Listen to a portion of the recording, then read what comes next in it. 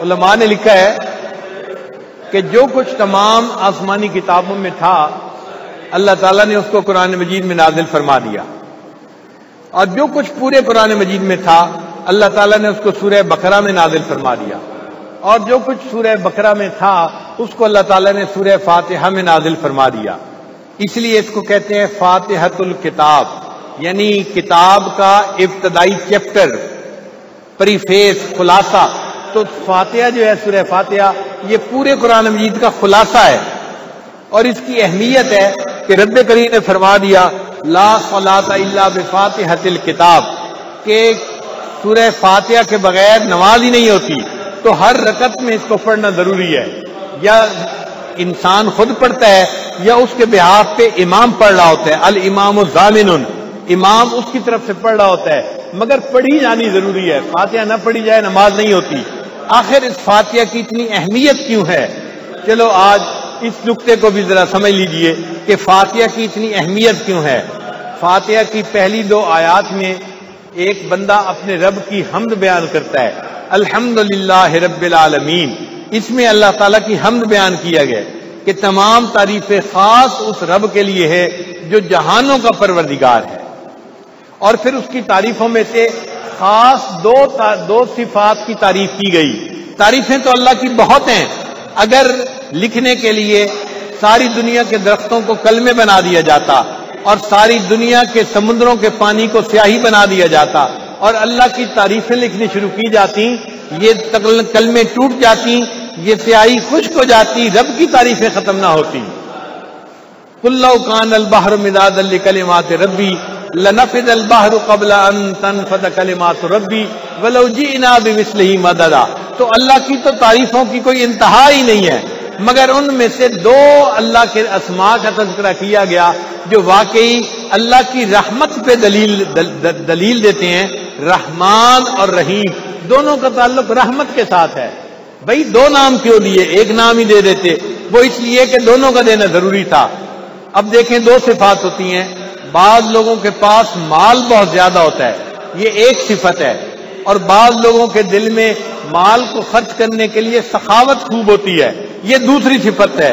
ضروری نہیں کہ کسی کے پاس دونوں صفتیں بھی ہوں، مال ہوتا ہے دل نہیں ہوتا، وہ خرچ نہیں کر سکتے، بعض کے پاس دل ہوتا ہے مال نہیں ہوتا خرچ کرنے کے لیے، وہ بھی کچھ نہیں خرچ کرنے۔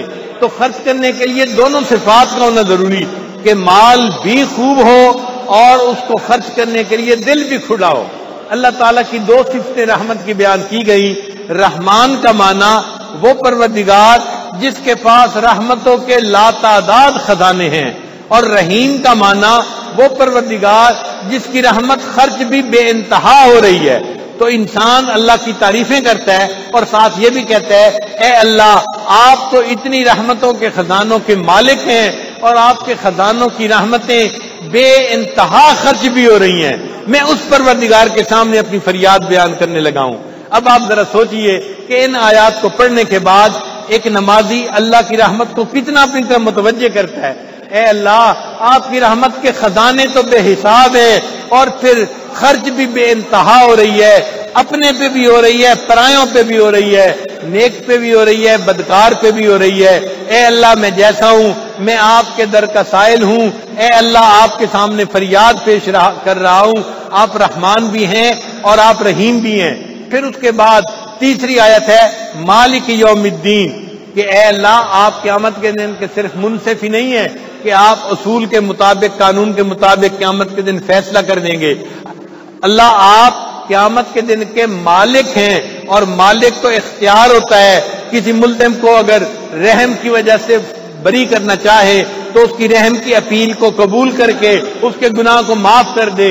اے اللہ آپ کی عدالت با اختیار ہے، مالک یوم الدین، آپ قیامت کے دن کے مالک ہیں۔ اب سوچئے کتنی بڑی بات کہنے والے نے کہہ دی، اللہ آپ جہانوں کے پروردگار ہیں، سب تعریفوں کے مستحق آپ ہیں، آپ ہی کو یہ تعریفیں سجتی ہیں، اور آپ کی رحمت تو بے حساب ہے اور خرچ بھی بے حساب ہو رہی ہے، اور اے اللہ آپ کی جو عدالت ہے وہ ایسا نہیں کہ آپ کے ہاتھ میں اختیار نہیں ہے یا قانون نے آپ کے ہاتھ باندھ دیے ہیں، آپ منصف ہی نہیں، آپ مالک ہیں قیامت کے دن کے۔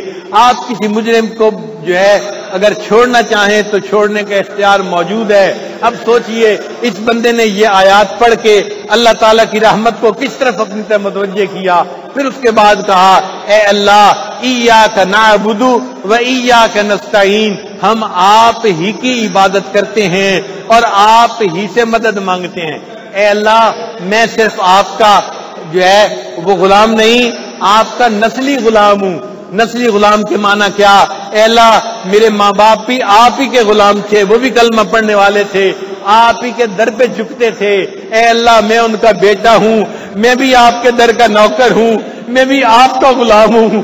ایاک نعبد، اللہ آپ ہی کی ہم عبادت کرتے ہیں، اور وایاک نستعین، آپ ہی سے اے اللہ ہم مدد مانگتے ہیں۔ جب ایک غلام اس طرح اپنے رب کی رحمت کا اظہار کرتا ہے اور اللہ کے سامنے فریاد کرتا ہے، پھر اللہ تعالیٰ پوچھتے ہیں اچھا میرے بندے تم نے میری رحمت کا ایسا تذکرہ کیا، بتاؤ تم مجھ سے کیا چاہتے ہو؟ جب اللہ پوچھتے ہیں مجھ سے کیا چاہتے ہو تو نمازی کہتا ہے اہدنا الصراط المستقیم، اللہ مجھے سیدھے راستے کی رہنمائی فرما دیجئے۔